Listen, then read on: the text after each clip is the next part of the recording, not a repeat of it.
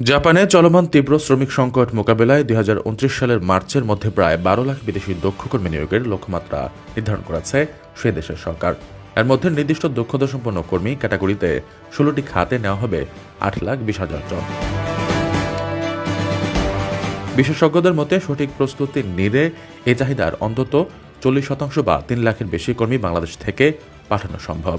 আগে মাত্র ৬টি খাতে সুযোগ থাকলেও এখন ১৬টি খাতেই জনশক্তি পাঠাতে প্রস্তুতি নিচ্ছে বাংলাদেশ সরকার।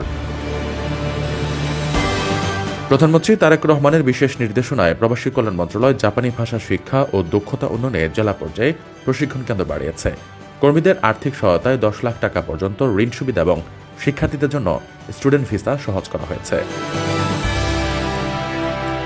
জাপান বিশেষজ্ঞ ডক্টর জাহাঙ্গীর আলমের মতে ভাষা উন্নত প্রযুক্তিতে দক্ষতা অর্জন করতে পারলে ২০৪০ সাল নাগাদ জাপানের মোট চাহিদার অর্ধেকের বেশি কর্মী বাংলাদেশ যোগান দিতে পারবে। এ বিশাল বাজার ধরতে সরকারি ও বেসরকারি পর্যায়ে সমন্বিত উদ্যোগ এবং জাপানি মানদণ্ড বজায় রাখা জরুরি।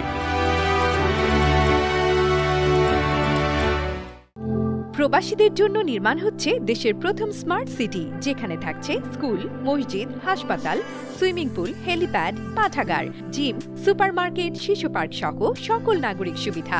মাত্র ৩০ লাখ টাকা বিনিয়োগে মিলছে আকর্ষণীয় ফ্ল্যাট। প্লাটিনাম ইনভেস্টরদের জন্য ঢাকা বিমানবন্দরে ভিআইপি প্রোটোকল সুবিধা। বিস্তারিত জানতে যোগাযোগ করুন স্ক্রিনে দেয়া হোয়াটসঅ্যাপ অথবা ইমো নাম্বারে।